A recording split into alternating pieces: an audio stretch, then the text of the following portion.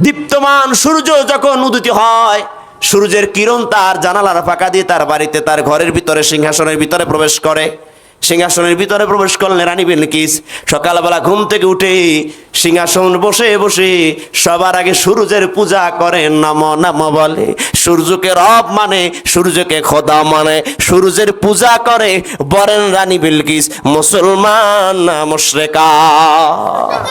সন্ধ্যাবেলা আবার সূর্য যখন অস্তমিত হয়, রানী বিলকিস আবার ওই সময় সূর্য অস্তমিত হওয়ার সময়, যখন সূর্য ডুবে যায়, ওই সময় পশ্চিম দিক থেকে জানালাগুলো থেকে যখন সূর্যের কিরণ আবার ঘরে ঢুকে, আবার সে নম নম বলে, আবার সে সূর্যের পূজা করে। বলেন মুসলমান না মুশরিকা? শুধু তাই না, ও সুলাইমান, আমি এমন তথ্যমন্ত্রী, আমি বলে দিলাম ওয়াজাতুহা ওয়া কওমাহা ইয়াসজুদুনা লিশ-শামসি মিন দুনিল্লাহ। পয়গম্বর সুলাইমান শুধু তাই নয়, ওয়াজাতুহা ওয়া কওমাহা ইয়াসজুদুনা লিশ-শামসি মিন দুনিল্লাহ, শুধু রানী বিলকিস একা একা সূর্যের পূজা করে ব্যাপারটা এমন না, তার গোটা জাতি, গোটা কওম মিলে ওই সূর্যের পূজা করে সকাল আর সন্ধ্যা। কার পূজা করে? বলেন না, বলেন না। সূর্যের পূজা করলে সে মুসলমান?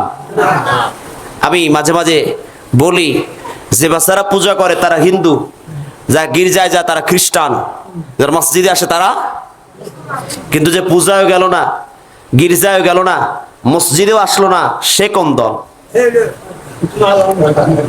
হিসাবের কথা না? আপনার আমার ছেলে মেয়ে ভাই বোন আত্মীয় স্বজন, কিন্তু আমার ছেলেটা পূজায়ও যায় না, গির্জায়ও যায় না, মসজিদেও আসে না, কোন দলের? আল্লাহ কুদরতের হাতে হেদায়েত দান করুন, পড়ে না আমিন।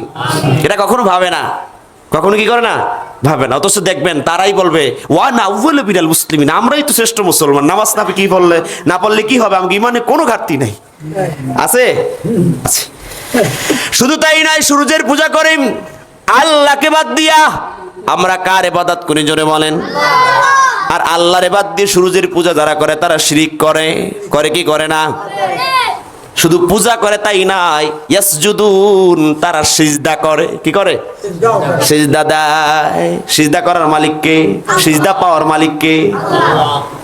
একদিন পয়গম্বর একজন সাহাবী একটা জায়গায় ভ্রমণে গেলেন, গিয়ে দেখে সেখানকার নেতাকে তার কর্মীরা সিজদা দেয়। কি দেয়? নেতাকে যখন কর্মীরা সিজদা দেয়, সাহাবী দেখে এসে আবেগ আর আপ্লুত হয়ে বিবেক হারায়া সাহাবী বার বললেন, পয়গম্বর আমি চিন্তা করলাম ওই জায়গা থেকে আসছি, নেতাকে কর্মীরা সিজদা দেয়, আমি সাহাবীও চাই আপনাকে সিজদা করতে। পয়গম্বর রক্ত গরম চোখে তাকালেন আর বললেন, ও সাহাবী, আমি যদি এখন মারা যাই, আমার কবর যদি সামনে পাও, তুমি কি সিজদা করবা? বলে না, কখনোই না। বলে আমি মৃত্যুর পরে যদি সিজদা করা না যায়, আমি জিন্দা অবস্থায় সিজদা করা সম্পূর্ণরূপে শিরক আর হারাম করা যাবে না। ও এলাকার মুসলমান, আপনার বিবেকের কাছে প্রশ্ন হলো, আল্লাহ রসুলের চেয়ে বড় পীর দুনিয়ায় নাই, আল্লাহর নবীর চেয়ে আল্লাহর বড় আপন কেউ নাই, আল্লাহর পরে নবীর পছন্দের মতো বান্দার কেউ নাই। তো সেই নবীকে যদি সিজদা করা না যায়, পৃথিবীতে কত বড় ভণ্ড পীর আছে, তার সিজদা করা লাগবে। যদি সিজদা করো শিরক হারাম কবিরা গুনাহ, এই সিজদা তোমাকে জাহান্নামে নিয়ে যাবে। জোরে বলেন ঠিক কি ঠিক না? অসংখ্য মাজার আছে যে মাজারে সিজদা না করা ছাড়া ঢোকা যায় না, আছে না? অসংখ্য মাজার আছে। তাহলে মাজারে গিয়ে সিজদা দিবেন? বলেন না, বলেন না, দিবেন? এলাকার অনেক মা বোনের এখনো দেখবেন রজব স্থানে মাজারে গিয়ে একদম একাধারে দেয়, 2-3টা মাইরা দেয় একসাথে। সিজদাতে দিছে বাবা, দে বাবা, সব দাওনের মালিক বাবা। নাউজুবিল্লাহ পড়েন। ইমান অনেক ঘাটতি রয়েছে। এবার চমৎকার একটা কথা হলো, হুদহুদ তথ্যমন্ত্রী হইয়া পয়গম্বর সুলাইমানকে ওয়াজ শোনায়। কি শোনায়? এত সময় যা শুনাইছে, এখন পয়গম্বর সুলাইমানকে কি শোনায়? ও পয়গম্বর সুলাইমান, ওয়াসাইয়ানা লাহুমুশ শাইতানু আমালাহুম।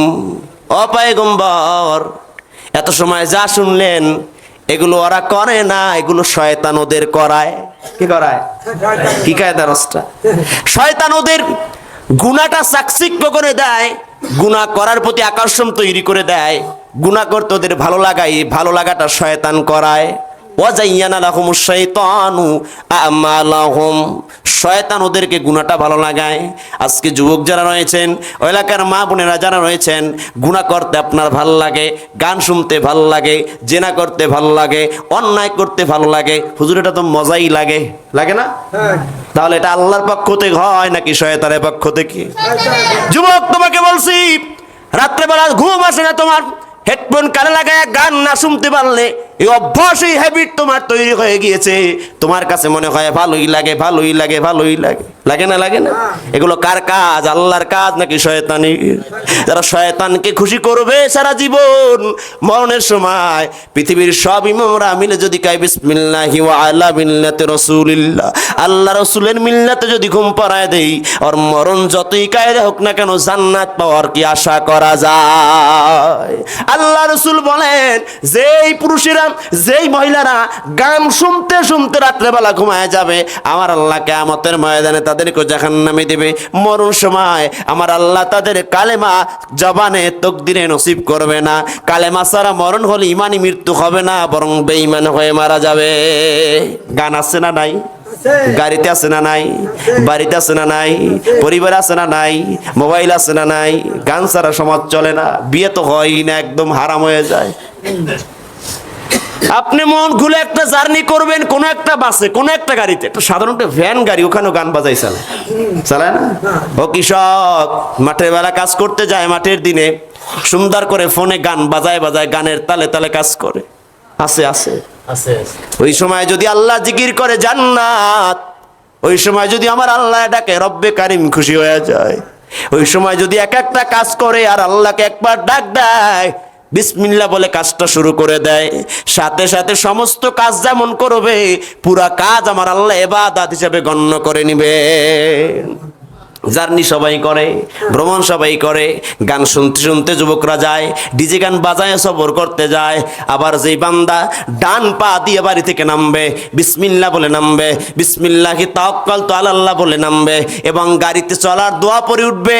আমার রাসূল জানায় দেয়, যতক্ষণ পর্যন্ত সে গন্তব্যে না পৌঁছাবে, ততক্ষণ পর্যন্ত আমল নামায় আমার আল্লাহ সওয়াব আর সওয়াব লিখে ধন্য করে দিবে। আর তো বাংলাদেশ গায়, গাও বাংলাদেশ গাও, তবে ইচ্ছে মতো গাও, মন চাইলে নেচে গে জাহান্নামে যাও, মন চাইলে নেচে গে জাহান্নামে যাও। মনের সুখে নাচবাম আর মনের সুখে গান গাইবাম, মাঝে মধ্যে তিরিন বিরিন কোমর ডুলাই নাচিবা। গাও বাংলাদেশ গাও, তবে ইচ্ছে মতো গাও, মন চাইলে নেচে গে জাহান্নামে যাও। এদের জন্য জান্নাত না জাহান্নাম? এবার আপনি সিদ্ধান্ত নেন যে আপনি গান শুনতে শুনতে রাত্রে ঘুমাবেন, হাঁটবেন আর গান শুনবেন। অনেক মুরব্বীদের এই অভ্যাস আছে, আছে না? আল্লাহ হেফাজত করেন, পড়েন আমিন। আপনাদের কষ্ট হচ্ছে? ওয়াজাইয়ানা লাহুমুশ শাইতানু আমালাহুম, এই কাজ শয়তানের না আল্লাহর।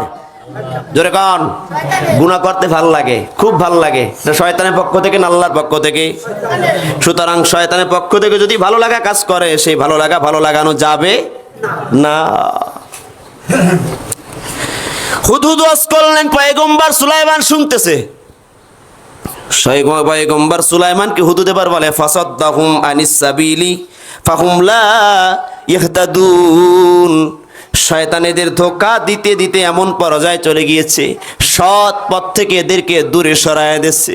এজন্য এদের কাছে গুনাহ ছাড়া কিছু ভালো লাগে না, এদের কাছে এখন গুনাহ করতেই ভালো লাগে, হেদায়েতের পথ আর এরা খুঁজে পায় না। এত সময় পয়গম্বর সুলাইমান সুন্দর করে চমৎকার ভাবে হুদহুদের কথাগুলো আর বয়ানগুলো শুনলেন। পয়গম্বর সুলাইমান এবার বলে, ক্বালা